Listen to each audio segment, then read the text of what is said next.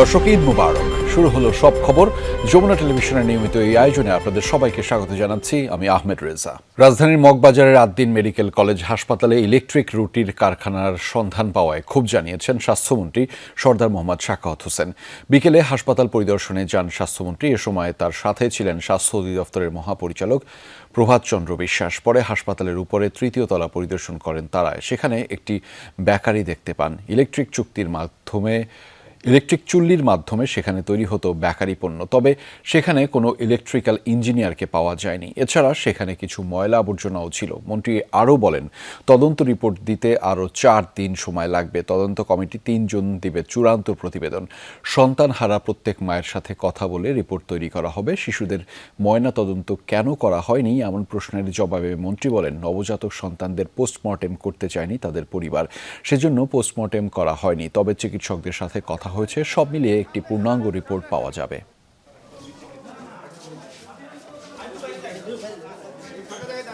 আমি আরেকটা রিপোর্ট পেয়েছিলাম যে এইখানে একটা রুটির কারখানা আছে হসপিটালে, এটাও দেখা একটা ইচ্ছা ছিল। বেকারি চলে দুইটা, ইলেকট্রিক কি দিয়ে, ইলেকট্রিক ওভেন দিয়ে। আমি এখানে কোনো ইলেকট্রিক্যাল ইঞ্জিনিয়ার পাইনি, একজন মেকানিক্যাল অ্যাসিস্ট্যান্ট পেয়েছি।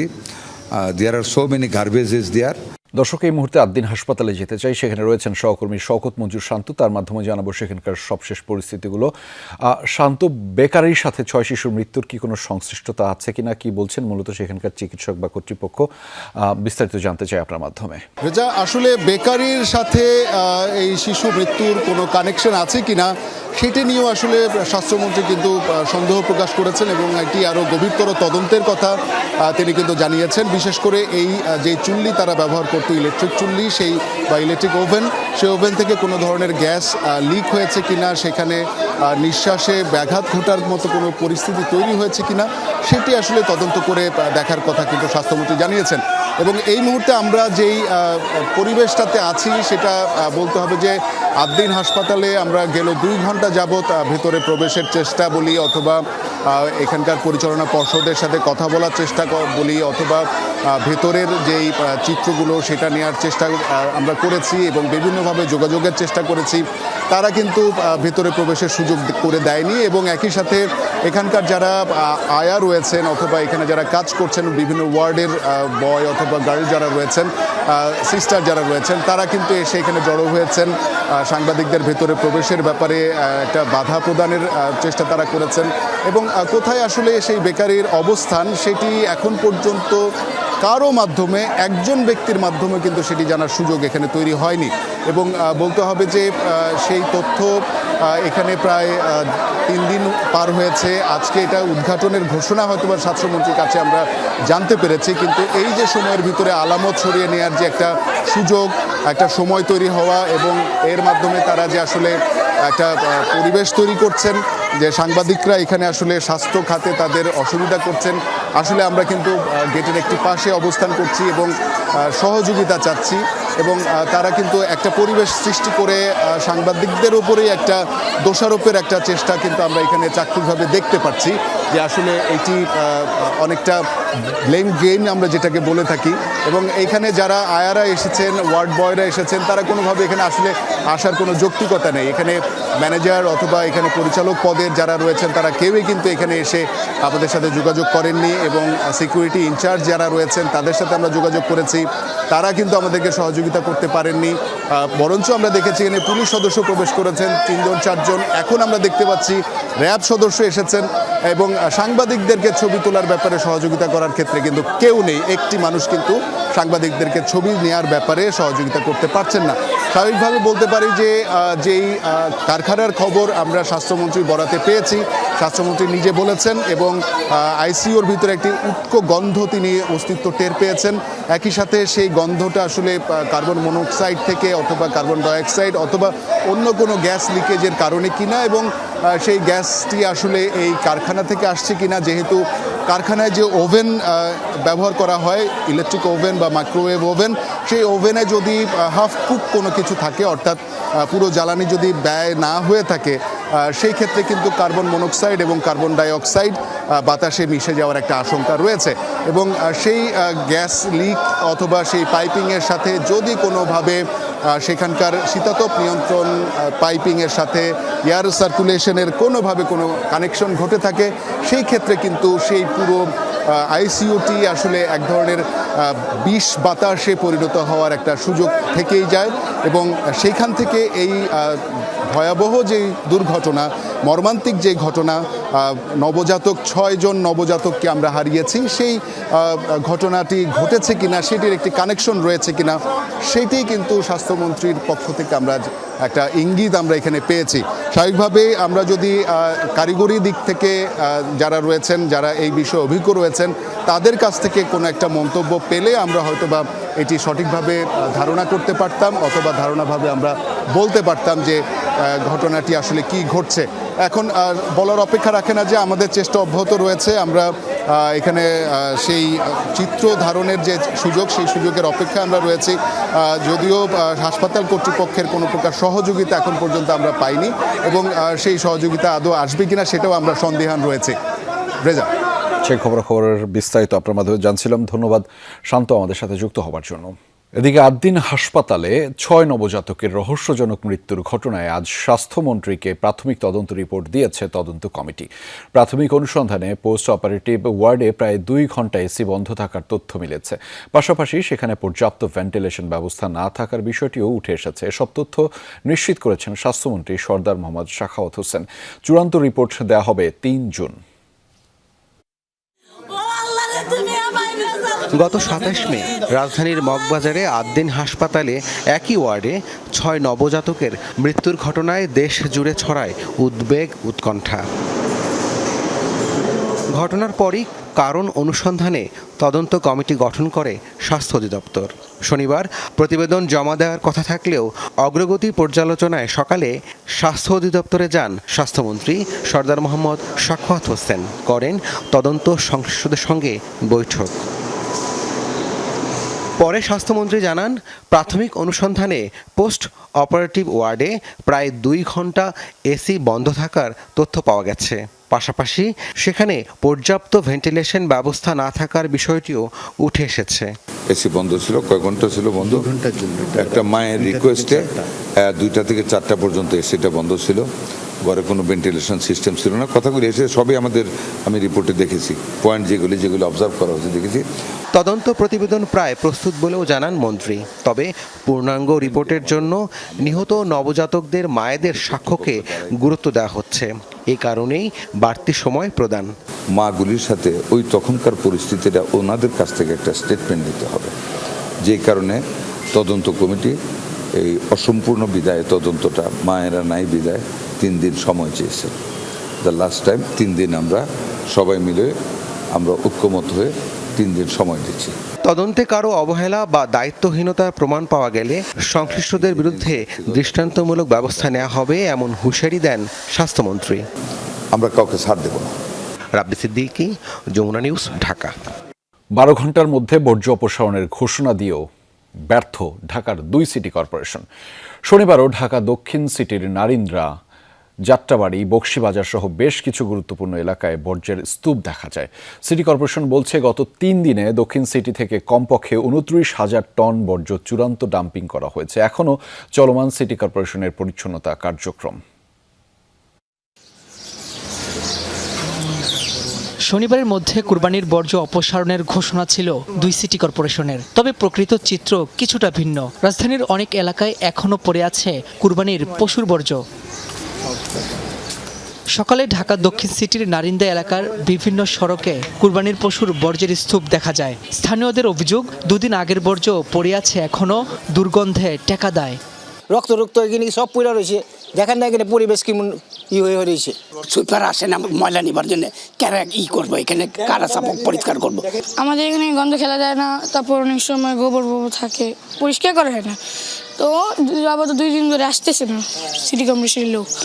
বেলা 12টায় রাজধানীর বকশীবাজার আলিয়া মাদ্রাসার সড়কে পশুর বর্জ্য পড়ে থাকতে দেখা যায়। গণমাধ্যমের উপস্থিতি দেখে বাড়ে পরিচ্ছন্নতার তোড়জোড়। এমনকি ধানমন্ডির 6 নম্বর সড়কেও নতুন ও পুরাতন বর্জ্য পড়েছিল রাস্তায়। নগরবাসীর অভিযোগ, সমন্বয়হীনতা ও পরিকল্পনার অভাবেই সমস্যার এই পুনরাবৃত্তি।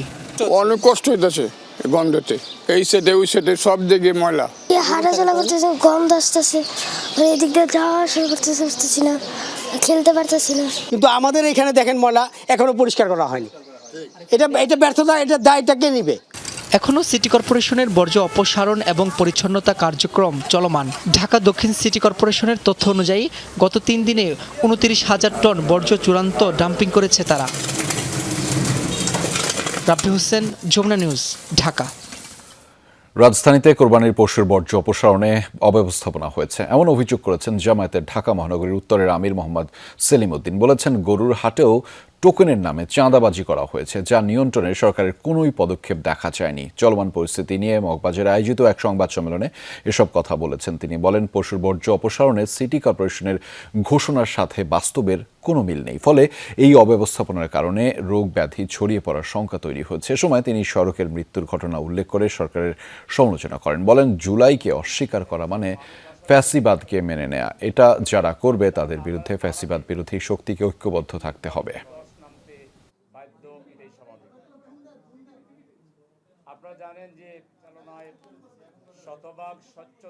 নিয়ম নীতির তোয়াক্কা না করে ঢাকা উত্তরের কোথাও কোথাও জোরপূর্বক হাট বসিয়ে জনগণকে জিম্মি করা হয়েছিল। পরিসংখ্যানে দেখা গেছে মূল সড়কগুলো দ্রুত পরিষ্কার হলো ঢাকা উত্তরের অভ্যন্তরীণ গলি এবং সেকেন্ডারি ট্রান্সফার সেন্টারগুলোর আশপাশের প্রায় 40 এলাকায় 3 থেকে 4 দিন পর্যন্ত, আজকে পর্যন্ত দুর্গন্ধ মামলা ও ময়লা পানি জমে আছে।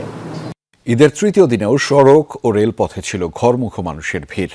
নানা প্রয়োজনে ছুটি শেষের আগেই রাজধানীতে ফিরতে শুরু করেছেন অনেকেই। সার্বিক ব্যবস্থাপনা নিয়ে সন্তোষ প্রকাশ করেছেন বেশিরভাগ যাত্রী। তবে কিছু রুটে পাওয়া গেছে অতিরিক্ত ভাড়া নেয়ার অভিযোগও। ঈদের তৃতীয় দিন, আজও পরিবার প্রিয়জনের টানে ঘরমুখো বহু নগরবাসী। সকাল থেকে আন্তনগর বাস কাউন্টারগুলোয় চোখে পড়ে যাত্রীদের অপেক্ষা, ছোটাছুটি, ভিড় আর ঝক্কি এড়াতেই ঈদের পর তাদের এই যাত্রা। আমি একটা ইয়েতে চাকরি করি, মাদ্রাসার চাকরি করি, সেখানে মানে ছুটি দেয়নি, এই কারণে হয়ে যাচ্ছে। ভাবির বাসায় গেছিলাম মিরপুরে, তার জন্য গোস্ত নিয়ে তারপর বাড়ি যাচ্ছি। অবশ্য কর্মস্থলে ফেরা নগরবাসীর চাপ এখনও শুরু হয়নি সেভাবে। বাস কাউন্টার কর্তৃপক্ষ বলছে, আজ রাত থেকেই বাড়তে পারে ঢাকায় ফেরা যাত্রীদের চাপ। হালকা পাতলা আছে, গাড়ি ঘোড়া কম, তো সব ঈদ করতে ওই মাথায় গেছে, এই জন্য এদিকে গাড়ি খুব কম। 31 তারিখ থেকে আপনার আগামী সপ্তাহ পর্যন্ত ফেরার যাত্রী অনেক চাপ বেশি থাকবে। আজকে তো শনিবার, আপনার হচ্ছিল আজকে রাতের থেকে মোটামুটি আপনার ফুল আসবে, কারণ কালকে যেহেতু রবিবার অনেক অফিস আদালতে খোলা আছে। এদিকে রেলপথেও দেখা গেল ঘরমুখো মানুষের তাড়া। ফিরতি পথের ভিড় এড়াতেই এরই মধ্যে ঢাকায় পৌঁছচ্ছেন অনেকে। এত যানজটে ভয় লাগে যদি অ্যাক্সিডেন্ট করি, আর বছর তো অনেক কি হয়েছে এই জন্য। ঈদের সময় গরু কাটা নিয়ে একটু ঝামেলা থাকে, তাই ঈদের পরে যাওয়া আর কি। হয়তো আরো বেশি ভিড় হয়ে যাবে মানুষের, ছোট বেবি নিয়ে, এই জন্য একদিন আগেই আসলে ঢাকায় ব্যাক করা। ঈদের পরের এই যাত্রায় সার্বিক ব্যবস্থাপনা নিয়ে সন্তোষ প্রকাশ করেছেন যাত্রীরা। ফিরতি পথেও যাতে এমনই স্বস্তি থাকে, সেই দাবি তাদের।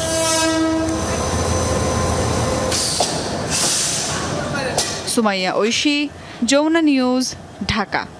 বিএনপির প্রতিষ্ঠাতা ও শহীদ রাষ্ট্রপতি জিয়াউর রহমানের ৪৫তম শাহাদাত বার্ষিকীতে সমাধিতে শ্রদ্ধা জানিয়েছেন প্রধানমন্ত্রী তারেক রহমান। পরে দলের পক্ষ থেকেও শ্রদ্ধা নিবেদন করা হয়। দিনটি স্মরণে রাজধানীর বিভিন্ন এলাকায় দুস্থদের মাঝে খাদ্য সামগ্রী ও বস্ত্র বিতরণ করেন প্রধানমন্ত্রী। এ সময় তিনি বলেন, জিয়াউর রহমানের দেখানো পথেই দেশ পরিচালনা করতে চায় বিএনপি সরকার।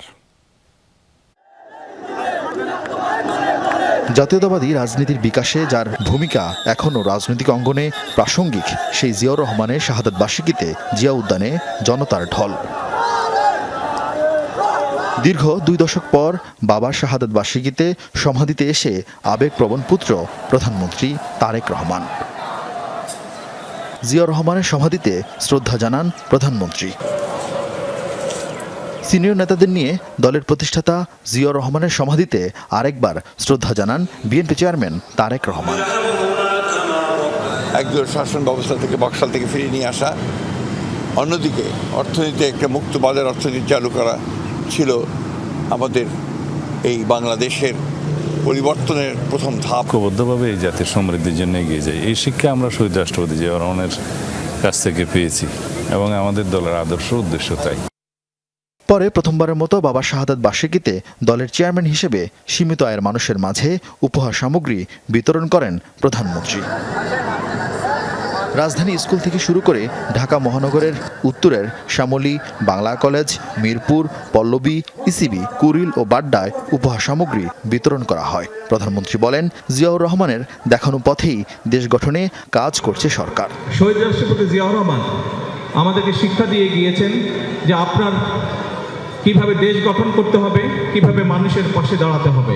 আমরা চেষ্টা করছি আমাদের সর্বোচ্চ শক্তি দিয়ে দেশকে সামনের দিকে এগিয়ে নেওয়ার জন্য। এই দেশটি কারো একার নয়, এই দেশটি 20 কোটি মানুষের দেশ। কাজেই যেহেতু দেশটি আমাদের, সেই জন্য আমাদের সকলকে মিলে দেশের ভাগ্যের পরিবর্তনের চেষ্টা করতে হবে। দেশবাসীকে সরকারকে সহযোগিতা করার আহ্বান জানান তারেক রহমান। শুধু সরকার না, সরকারের সাথে সাথে আপনারা এই দলের প্রত্যেকটি নেতাকর্মী যে যেখানেই যে অবস্থায় থাকুন না কেন, প্রত্যেকে যদি আমরা সঠিকভাবে দেশ পরিচালনা যারা করছে, প্রশাসন সকলকে একজন নাগরিক হিসেবে সহযোগিতা করি, তাহলেই শহীদ রাষ্ট্রপতি জিয়াউর রহমানের এই মৃত্যুবার্ষিকী বা শাহাদাত বার্ষিকী তার প্রতি শ্রদ্ধা জ্ঞাপন করা হবে। পরে ঢাকা মহানগরীর দক্ষিণের 8টি স্থানে দুস্থ মানুষের মাঝে শুকনো খাবার ও বস্ত্র বিতরণ করা হয়। সংসদীয় আসনের বাইরে নয়াপল্টনেও উপহার সামগ্রী বিতরণের আয়োজন ছিল। বিএনপির 5টি সহযোগী সংগঠনের উদ্যোগে কয়েকশো অসহায় মানুষের হাতে বস্ত্র সামগ্রী তুলে দেন প্রধানমন্ত্রী তারেক রহমান। আরিফিন শাকিল, যমুনা নিউজ, ঢাকা। দেশের মানুষের পাশে দাঁড়ানোর আদর্শ নিয়েই রাজনীতিতে আসা, এ মন্তব্য করেছেন প্রধানমন্ত্রী তারেক রহমান। রাজধানীর নয়াপল্টনে দুস্থ মানুষদের মাঝে খাদ্য সামগ্রী ও বস্ত্র বিতরণ শেষে এই মন্তব্য করেছেন তিনি। প্রধানমন্ত্রী বলেন, আজকের এই দিনের শপথ নিতে চাই সমাজে যার যার অবস্থান থেকে অসহায় ও দরিদ্র মানুষের পাশে দাঁড়াতে হবে। মানবিকতা, সহমর্মিতা ও দায়িত্ববোধের মাধ্যমে একটি সুন্দর সমাজ গড়ে তুলতে সবাইকে এগিয়ে আসার আহ্বান জানিয়েছেন প্রধানমন্ত্রী। আমরা এটি শপথ গ্রহণ করি যে আমাদের আপনারা যারা আমরা প্রতিবারের মতন আজও চেষ্টা করেছি, এরকম অনেকগুলো জায়গায় ঢাকা শহরের বিভিন্ন জায়গায় দুস্থ অসহায় মানুষ যারা আছে, আমাদের যতটুকু আমাদের পক্ষে সম্ভব, যতজনের জন্য সম্ভব আমরা চেষ্টা করেছি। আপনাদের কাছে আমার আহ্বান থাকবে, শুধু দলের পক্ষ থেকে নয়, আপনাদের যাদের যাদের পক্ষে সম্ভব ব্যক্তিগত উদ্যোগেও চেষ্টা করবেন মানুষের অসহায় মানুষের পাশে দাঁড়ানোর জন্য। এটাই শহীদ জিয়ার শিক্ষা। কিছুতেই ঠেকানো যাচ্ছে না হামের প্রকোপে মৃত্যু। দিন দিন কেবল বেড়েই চলছে প্রাণহানি। 24 ঘন্টায় সারা দেশে মারা গেছে আরও 8 শিশু। এখন পর্যন্ত মৃত্যুর সংখ্যা 583। রাজধানীর ডিএনসিসি হাসপাতালে নতুন রোগী ভর্তি হয়েছে আরও 134 জন। ঈদের পর হাসপাতালগুলোয় নতুন রোগীর ভিড় বেড়েছে। মাত্র 4 মাসের শিশু ইয়াসিন ডিএনসিসি কোভিড ডেডিকেটেড হাসপাতালে হাম আক্রান্ত হয়ে দিন কাটছে মা বাবার সঙ্গে। সিরিয়াস আগের থেকে বেশি হয়ে গেছে, তো সব কিছু ভালো রেখে ঈদের দিন 12টা বাজে আমরা গাড়ি নিয়ে রওনা হয়ে গেছি। ঈদের দিন তো আমাদের হাসপাতালেই কাটছে, 12টা বাজে আইছি, তারপর তো এখন তো আমরা বাসা যাইতে পারি নাই গিয়া। ঈদের দিনকার গরুর মাংস বানাই ফিরে দেখাল থুয়ে দিতে পারছি, ঠিক আছে, খাওয়ার কোনো সাধ্য হয় নাই গিয়া। কি বলবো আর দুঃখের কথা। এই হাসপাতালের বিশেষায়িত হাম ওয়ার্ডে 366টি সিটে রোগী ভর্তি আছে। কেউ কেউ চিকিৎসাধীন 24 দিনেরও বেশি সময় ধরে, বাকিরা আছেন অন্তত 1 সপ্তাহ। আইসিইউতে রোগী 49 জন। প্রাপ্তবয়স্কদের আক্রান্তের সংখ্যাও বাড়ছে দ্রুত। ভর্তি হওয়ার পরে সরকারি ঔষধ যেটা, এর মধ্যে এক রোগীর স্বজনের অভিযোগ, বিনামূল্যে ওষুধ দেওয়ার কথা থাকলেও বাইরে থেকে কিনতে হচ্ছে। তবে এমন অভিযোগ মানতে নারাজ হাসপাতাল কর্তৃপক্ষ। নেবুলাইজেশনের জন্য যদি উইন্ডেল বডি কার্ড চাওয়া হচ্ছে, সেটাও বলছে ফার্স্ট টাইম শুধু অনলি একবার একটা করে দেওয়া যাবে, কিন্তু সেকেন্ড টাইম কাউকে আর দেওয়ার কোনো ইয়া নেই, বাইরে থেকে কিনতে হবে। অনেক মানুষ আছে যারা গাড়ি ভাড়া দিয়ে এই হসপিটাল পর্যন্ত পৌঁছাতে পারে না, কিন্তু তারা এই হসপিটালে পৌঁছানোর পরে ওষুধ কিনবে কোথায় থেকে, কোথায় পাবে তাদের ওষুধ কেনার পয়সা কোথায় পাবে? নাপা আমাদের আছে, আমরা দিয়া দেই। হ্যাঁ, অ্যাট্রিজিন এই যে এটা আমাদের আছে, বিউকপটা আমাদের সাপ্লাই নাই, এটা কিনা। আমরা কোনো রোগীরে বলি না, অন্য রোগীর কাছে আপনি প্রশ্ন করেন, খালি হয়ে গেলে বোতল জমা দিচ্ছি, আমরা দিয়ে দিচ্ছি। হামের উপসর্গে 24 ঘন্টায় প্রাণ গেছে আরও 8 জনের। এর মধ্যে ঢাকা বিভাগে 3, সিলেটে 2, ময়মনসিংহে 2 ও চট্টগ্রাম বিভাগে মারা গেছে 1 জন শিশু। স্বাভাবিক হামের লক্ষণের পাশাপাশি খিঁচুনি সহ অন্য উপসর্গ দেখা দিলেও দ্রুত হাসপাতালে যাওয়ার পরামর্শ চিকিৎসকদের। সন্তান জন্মের সঙ্গে সঙ্গে বাবা মায়ের মনে জন্ম নেয় নতুন এক স্বপ্ন, আর সেই স্বপ্নের বাসা যখন হাসপাতালের বেডে, তখন কি আর ঈদ করা যায়? ঈদের এই তৃতীয় দিনে এসে তাদের স্বপ্ন একটাই, তারা ফিরতে চান ঘরে আর কাটাতে চান তাদের সন্তানের সঙ্গে না কাটানো ঈদ। মশিউর অনিক, যমুনা নিউজ, ঢাকা। দর্শক, বর্জ্য অপসারণ কার্যক্রম নিয়ে ব্রিফিং করছেন ঢাকা উত্তর সিটি কর্পোরেশনের প্রশাসক মোহাম্মদ শফিকুল ইসলাম। আমরা সরাসরি যুক্ত হচ্ছি তার বক্তব্যে। ঢাকা উত্তর সিটি কর্পোরেশনকে বর্জ্য অপসারণ করতে আমরা সক্ষম হয়েছি। আমরা প্রতিদিনের বাসাবাড়ি যে গৃহস্থলীর যে বর্জ্যগুলো থাকে তা অব্যাহতভাবে পরিষ্কার করা হবে। আমাদের অঙ্গীকার ঢাকা উত্তর সিটি কর্পোরেশনকে ক্লিন এবং গ্রিন রাখা, সেই কারণে আমরা আমাদের চেষ্টা অব্যাহত রয়েছে, অব্যাহত থাকবে। আজকে সংবাদ সংগ্রহ করার জন্য যে সমস্ত সাংবাদিক বন্ধুরা এখানে উপস্থিত হয়েছেন, আপনাদেরকে আজকে আমি ধন্যবাদ জানাই। আপনাদের মাধ্যমে আমরা অনেক কিছু জানতে পেরেছি। বিভিন্ন পাড়ায় মহল্লায় ছড়িয়ে ছিটে থাকা কিছু টুকটাক বর্জ্য যেগুলি ছিল সেগুলো আমরা ইতিমধ্যেই অপসারণ করেছি। আমরা উত্তর সিটি কর্পোরেশনের দায়িত্ব পাওয়ার পর থেকেই আমরা আমাদের অফিসের যত কর্মকর্তারা আছেন, বিভাগীয় প্রধানরা আছেন, তাদের সমন্বয়ে একসাথে উত্তর সিটি কর্পোরেশনকে ক্লিন এবং গ্রিন রাখার জন্য আমাদের চেষ্টা অব্যাহত রয়েছে। প্রিয় বন্ধুরা, আজকে আমি আরেকটি কথা বলতে চাই। গরুর হাটের যে বিষয়টি এখনও রয়েছে, ইতিমধ্যেই আপনারা জেনে খুশি হবেন 4টি গরুর হাটকে ইতিমধ্যেই পরিষ্কার করা হয়ে গেছে, ক্লিন করা হয়ে গেছে। মিরপুরে আমরা সরাসরি ছিলাম ঢাকা উত্তর সিটি কর্পোরেশনের প্রশাসক মোহাম্মদ শফিকুল ইসলামের বক্তব্যে। ঈদের ছুটিতে ফাঁকা রাস্তা, নেই যানজট, হর্নের বিকট শব্দ। প্রিয় শহরের অচেনা এই রূপ উপভোগ করতে অনেকেই পরিবার নিয়ে ঘুরে বেড়াচ্ছেন। এই ছুটিকে আরও আনন্দঘন করতে পরিবার নিয়ে অনেকে ছুটে গেছেন বিনোদন কেন্দ্র চিড়িয়াখানায়। দর্শনার্থীদের জন্য এবারের আকর্ষণ ভাইরাল ডোনাল্ড ট্রাম্প, যা দেখতে দূর দূরান্ত থেকে ছুটে আসছেন অনেকেই। ঈদ এলেই চিরচেনা ঢাকার চেহারা পাল্টে যায়। যানজট আর কোলাহলপূর্ণ শহর পুরোটাই শান্ত ও ফাঁকা, শব্দ ও বায়ুদূষণও অনেকটা কম। ঈদের ছুটিতে যারা ঢাকায় আছেন, ফাঁকা রাস্তায় ফুরফুরে মেজাজে তারা ঘুরে বেড়াচ্ছেন। এর মাঝে নতুন এআই সিগন্যাল ও শৃঙ্খলাপূর্ণ চলাচল মানুষকে নতুন বাংলাদেশের স্বপ্ন দেখাচ্ছে। এরকম ফাঁকা যদি সবসময় থাকতো তাহলে শহরটা আরো সুন্দর লাগতো। মানুষ আগের চেয়ে অনেক সচেতন হয়ে গেছে, এখন আর আগের মতো হাত দিয়ে ইশারা করে আমাদেরকে থামাতে হচ্ছে না। এটা এত মজার, সেটা আমার সেই ঢাকার ছোট সময়ের স্মৃতিকে রোমাঞ্চিত করে। ঢাকা শহরে এত ফাঁকা থাকাতে এত ভালো লাগছে, বলার মতো না। ফাঁকা ঢাকাটা আসলে অন্যরকম। হ্যাঁ, পরিবার নিয়ে শান্তিতে ঘোরা যাচ্ছে, বিভিন্ন জায়গায় যাওয়া যাচ্ছে। ঈদের ছুটিতে বরাবরের মতোই চিড়িয়াখানায় ছিল উপচে পড়া ভিড়। ছোট্ট শিশুদের নাম না জানা পশু পাখির সাথে পরিচয় করিয়ে দিতে মিরপুর চিড়িয়াখানায় নিয়ে যান অভিভাবকরা। নিজেরাও গাছগাছালির ছায়ায় কিছুটা অবসর সময় কাটান। আমার ঈদ খুব ভালো লাগছে এবং আমি চিড়িয়াখানায় আজকে এসেছি, আমার এসে খুবই ভালো লাগছে। আমি প্রথমবারই ঢাকায় এসেছি, সেই জন্য আমার খুব ভালো লাগে। চিড়িয়াখানায় এবার নতুন অতিথি ভাইরাল ডোনাল্ড ট্রাম্প মহিষ, যা সব বয়সী মানুষের আগ্রহের কেন্দ্রবিন্দু। ডোনাল্ড ট্রাম্পের নামের মহিষটি কি খাচ্ছে, কিভাবে চলছে, তার সব খুঁটিনাটি জানার আগ্রহ সবার মাঝে। শুধু রাজধানীবাসীই নয়, ঢাকার বাইরে থেকেও চিড়িয়াখানায় ছুটে আসছেন বহু দর্শনার্থী। চিড়িয়াখানার নতুন নতুন যে অ্যানিমেলসগুলো এসেছে তাদেরকে দেখতে চাই, তাদের ব্যাপারে ওকে দেখাতে চাই। মূলত ডোনাল্ড ট্রাম্পকে দেখতেই আসছি। ঢাকায় তো এখন আপাতত কোনো যানজট নেই, তো আসতে অনেক ভালো লাগলো। এখন এই যে বাচ্চাদের নিয়ে একটু ঘোরাফেরা করছে চিড়িয়াখানায়। মহিষটাকে দেখার জন্য বেশি ভিড় করতেছে, তাই বলা যায় সব মিলে আলহামদুলিল্লাহ সবাই খুবই খুশি, আমরাও খুশি। উপচে পড়া এই ভিড় সামলাতে ও নিরাপত্তা নিশ্চিতে এবার কঠোর ব্যবস্থা নিয়েছেন চিড়িয়াখানা কর্তৃপক্ষ। ঈদকে কেন্দ্র করে এখানে দর্শনার্থীদের ঢল নামে। আমরা এই বিপুল সংখ্যক দর্শনার্থীর কথা চিন্তা করে আমাদের প্রস্তুতি রেখেছি। একজন দর্শনার্থী যাতে নিরাপদে চিড়িয়াখানা ভিজিট করতে পারেন, সেই জন্য প্রথমেই গেটে যাতে একটা জটলা তৈরি না হয়, আমরা সেখানে যে কিউ সংখ্যা এটি বাড়িয়ে দিয়েছি এবং টিকিট কাউন্টারের সংখ্যাও বাড়িয়ে দিয়েছি। ঈদের দ্বিতীয় দিনে প্রায় 1,30,000-এর বেশি মানুষ ভিড় করছেন বাংলাদেশ জাতীয় চিড়িয়াখানায়। শাজদিন অন্তরা, যমুনা নিউজ, ঢাকা।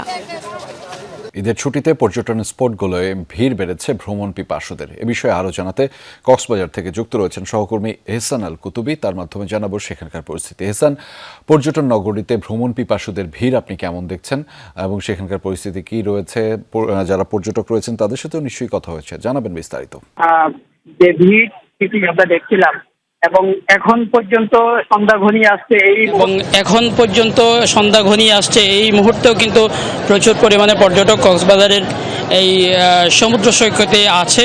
এখনও অনেককে দেখা যাচ্ছে সাগরের বিশাল বিশাল যে ঢেউ আসছে সেই ঢেউয়ের সাথে খেলছে এবং ছোট ছোট বাচ্চাদেরকেও দেখা যাচ্ছে মা বাবার সাথে এখানে ঘুরতে এসেছেন। বিশেষ করে শুধু পর্যটক নয়, ঈদের ছুটিকে ঘিরে, সাপ্তাহিক ছুটিকে ঘিরে কিন্তু সবসময় স্থানীয়রাও এখানে ভিড় করেন।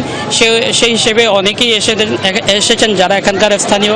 এবং এর পাশাপাশি হচ্ছে এখানে হিমছড়ি ইনানি যে হিমছড়ি ইনানির যে পর্যটন স্পটগুলো রয়েছে সেই স্পটগুলোতেও তারা ঘুরে বেড়াচ্ছেন। তবে একটা বিষয় হচ্ছে এখানে যেসব পর্যটক আসেন তাদের প্রতি বারবার নির্দেশনা দেওয়া হয়, সতর্কতা দেওয়া হয়। সেটা হচ্ছে সিসিফ লাইফগার্ডের যে নির্দিষ্ট স্থান যেখানে পানিতে নামতে পারবে যে স্পটগুলো দিয়ে, সেই স্পটগুলো দিয়েই যাতে পর্যটকরা পানিতে গোসলে নামেন এবং যাতে অনাকাঙ্ক্ষিত কোনো ঘটনা না ঘটে। এবং আমরা আগেও দেখেছি বেশ কয়েকজন পর্যটক কক্সবাজারে বেড়াতে এসেছেন বন্ধুবান্ধব নিয়ে, কিন্তু সাগরে ডুবে গেছেন বা পানিতে ভেসে গেছেন। সেই জন্য কিন্তু সিসেফ লাইফগার্ডের পক্ষ থেকে বারবার নির্দেশনাও দেওয়া হয়েছে। এবং আগে আমরা যেভাবে দেখতাম জেলা প্রশাসনের পক্ষ থেকে বিভিন্ন মাইকিং করা হয়, কিন্তু এবারে একটু ভিন্ন বলতে এবার জেলা প্রশাসনের পক্ষ থেকে সতর্কতামূলক কোনো মাইকিং বা কোনো কিছু চোখে পড়েনি। রাজা, সে খবরের বিস্তারিত আপনার মাধ্যমে জানছিলাম। ধন্যবাদ এহসান আমাদের সাথে যুক্ত হবার জন্য। সিলেটের জাফলংকে একটি পূর্ণাঙ্গ পর্যটন এলাকা হিসেবে গড়ে তুলতে সরকার কাজ করছে, এমনটা জানিয়েছেন প্রবাসী কল্যাণ ও শ্রমমন্ত্রী আরিফুল হক চৌধুরী। দুপুরে সিলেটের জাফলং এলাকা পরিদর্শন করেন তিনি। এ সময় পর্যটকদের খোঁজ খবর নেন মন্ত্রী। আগামী 1 বছরের মধ্যে পর্যটকদের সকল সুবিধা নিশ্চিতের আশ্বাস দিয়েছেন তিনি। সেই সাথে পর্যটন এলাকাকে মাদকমুক্ত করে পর্যটকদের নিরাপত্তা নিশ্চিত করতে স্থানীয় প্রশাসনকে নির্দেশনা দিয়েছেন আরিফুল হক চৌধুরী।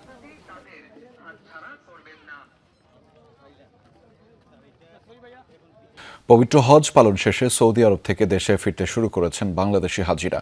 419 জন হজযাত্রী নিয়ে শনিবার সকালের হজরত শাহজালাল আন্তর্জাতিক বিমানবন্দরে অবতরণ করে প্রথম ফিরতি হজ ফ্লাইট। এবারের হজের ব্যবস্থাপনা নিয়ে সন্তুষ্টির কথা জানিয়েছেন, প্যাকেজের দাম কমানোর আহ্বান জানিয়েছেন হাজিরা। আরও জানাচ্ছেন সহকর্মী ফয়সাল মাহমুদ। দীর্ঘ সফরের ক্লান্তি, তবুও দেশের মাটিতে পা রেখেই উচ্ছ্বসিত সৌদি ফেরত হাজি ঠাকুরগাঁওয়ের রফিকুল ইসলাম। সহধর্মিনীকে নিয়ে সুষ্ঠুভাবে কাবা শরীফ তাওয়াফ করতে পেরে এই তৃপ্তির হাসি তার। আমি ভাষায় বলতে পারবো না সে জিনিসটা আমার মনের অনুভূতি, তবে আমি মনে হয় আমার জীবনের সবচেয়ে বড় পাওয়াটা আমি পেয়ে গেছি। বাকি জীবনটা আল্লাহর কাছে, আপনাদের কাছে এটাই চাচ্ছি যে আল্লাহ যেন আমাকে ওই হজের যে নিয়মখানগুলো পালন করার তৌফিক দেন।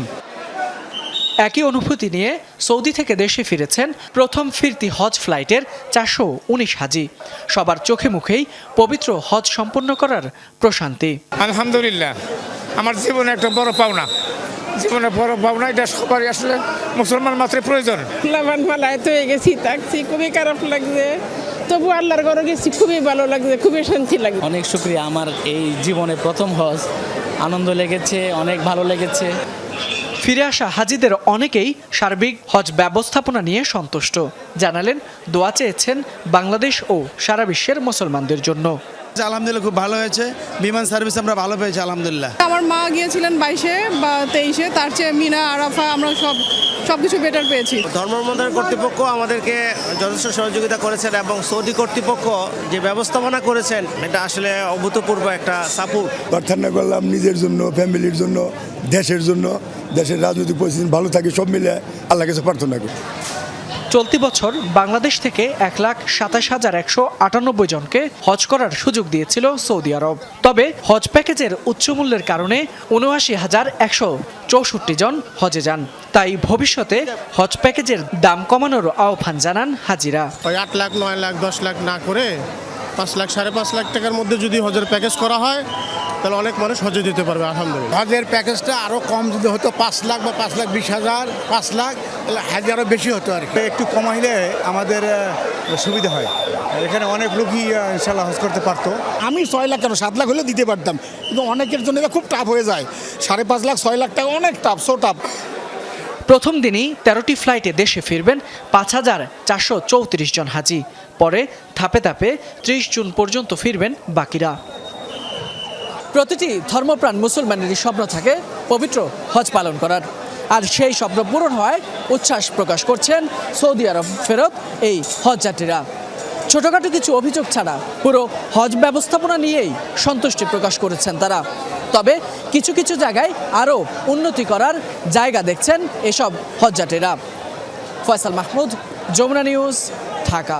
নওগাঁয় উৎসবমুখর পরিবেশে অনুষ্ঠিত হয়ে গেল দৌড় প্রতিযোগিতা রানীনগর 10 কিলোমিটার সিজন 2। ভোরে রানীনগরের নওগাঁর নাটোর আঞ্চলিক মহাসড়কে 4টি ভিন্ন ক্যাটাগরির এই ব্যতিক্রমী ম্যারাথনের আয়োজন করে স্বেচ্ছাসেবী সংগঠন রাইডো। এতে ঢাকা সহ দেশের 35টি জেলার প্রায় 700 রানার অংশ নেন। বিজয়ীদের হাতে নগদ অর্থ ও ট্রফি তুলে দেন স্থানীয় সংসদ সদস্য SM রেজাউল ইসলাম রেজু। তরুণ প্রজন্মকে সৃজনশীল ও ক্রীড়ামুখী করতে এমন উদ্যোগ আগামীতে অব্যাহত রাখার আহ্বান জানিয়েছেন তিনি। আয়োজকরা জানিয়েছেন, শুধু সুস্থ বিনোদনই নয়, স্বাস্থ্য সচেতনতা এবং তারুণ্যের মাঝে সম্প্রীতি বাড়াতেই দেশ জুড়ে এই আয়োজনকে ছড়িয়ে দেওয়ার পরিকল্পনা রয়েছে তাদের। আয়োজনের মিডিয়া পার্টনার ছিল যমুনা টেলিভিশন। দর্শক, এই ছিল সব খবরের আয়োজনে। এতক্ষণ সাথে থাকবার জন্য আপনাদের সবাইকে ধন্যবাদ।